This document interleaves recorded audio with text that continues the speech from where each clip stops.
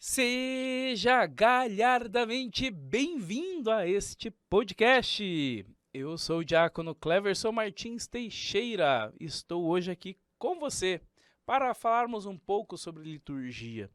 E se você quer saber um pouco mais sobre como fazer leituras na missa, eu lhe convido a acompanhar-nos até o final deste podcast. Venha conosco por dentro da sacristia.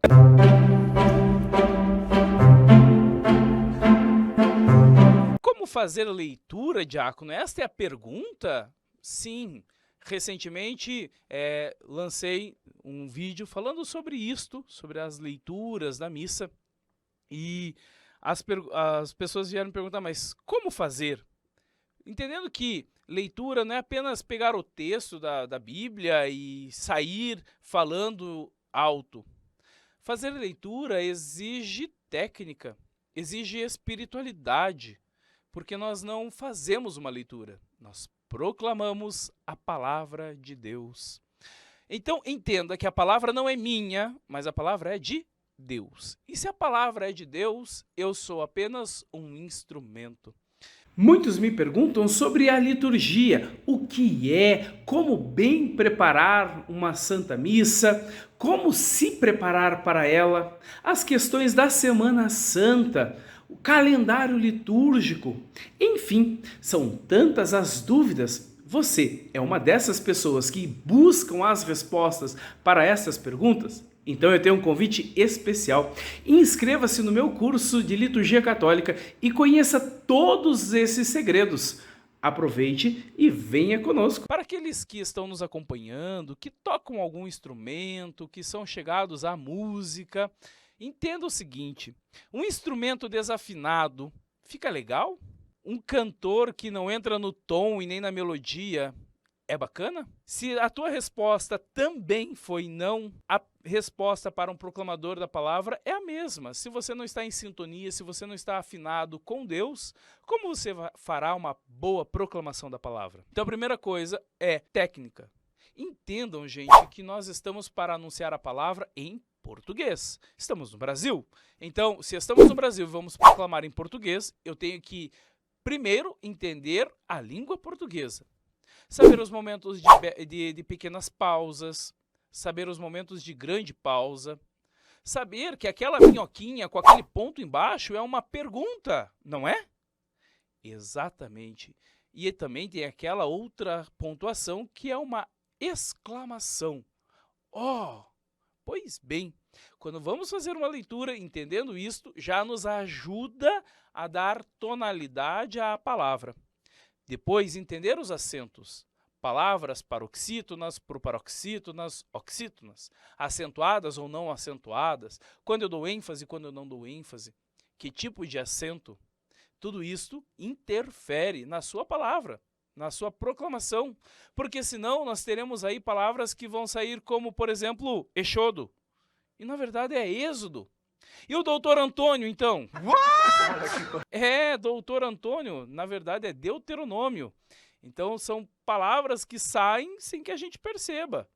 Outra palavra que muitas vezes acontece é Antioquia. Já ouviu falar que São Paulo passou pela mandioca? Não, que é na Antioquia? Na verdade é Antioquia. A palavra não tem acento. Então, por que dar ênfase à letra O?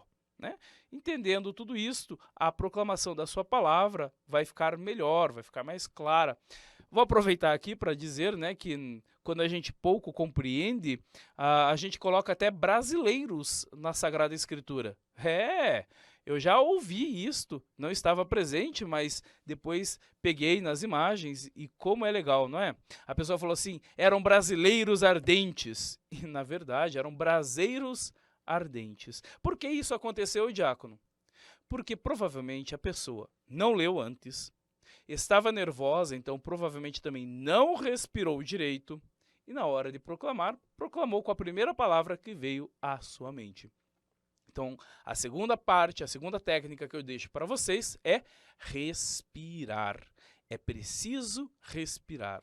Quando ficamos nervosos, a nossa respiração fica mais ofegante, mais curta, e aí falta oxigênio no nosso cérebro. É importante oxigená-lo, é importante respirar, Parece uma coisa tão básica, parece uma coisa tão natural, mas quando a gente se depara com o nervosismo, com o microfone à nossa frente, com uma assembleia enorme à nossa frente, tendemos a ficar nervosos, a contrair os músculos e a respirar bem pouco. E isto tudo influencia também na sua leitura. A terceira técnica é rezar. Rezar a palavra. Pegue esta palavra com antecedência, leia, medite, reze, entre na palavra, substitua os nomes que tem ali na Sagrada Escritura, coloque o seu nome, entre nela, faça parte da palavra e pode ter certeza que quando você for proclamar, essa palavra terá outro sentido, inclusive para aqueles que vão ouvir a palavra de Deus. Então são essas as 3 dicas que eu posso dar aos leitores para que possam fazer uma boa proclamação da palavra de Deus. É claro que depois, com essas dicas e com essas técnicas, você poderá levar aí também para a sua vida, para outros momentos, de repente dar uma aula, dar uma formação, conversar com alguma pessoa, com alguma autoridade. Isso vai ajudar bastante a cada um de vocês. Se ficou alguma dúvida, deixa aí para nós, deixa ali a sua pergunta e nós iremos trazer para o nosso podcast, colocar também alguns elementos, alguns argumentos e até mesmo um pouco de teologia. Percebam que a gente fala de liturgia, mas sem ficar na parte muito teórica, trazendo para a prática, para o nosso pé no chão. Então, traz aí as suas perguntas, quem sabe estaremos respondendo a cada uma delas. Se você quer conhecer um pouco mais também sobre liturgia, eu vou sugerir a você, entra no canal Por Dentro da Sacristia, ali no YouTube tem muito material, tem muita coisa boa para você também. Peçamos a Maria, Mãe de Jesus e também nossa Mãe, que olhe por nós, que olhe também por todas as vocações sacerdotais e religiosas. É necessário rezar. Aqui fica uma dica. Mariazinha, Joana, José, Pedro, reze também pela vocação da sua família. Reza pelo seu filho, para que ele possa ser padre. Não fica rezando pelo filho da vizinha, não. Porque é fácil rezar pelos outros, mas reze pelos seus também, para que Deus possa chamá-los, e já os chama, mas para que eles possam se abrir a esse chamado e atender ao chamado do Senhor. Que Maria interceda por nós e que Deus te abençoe.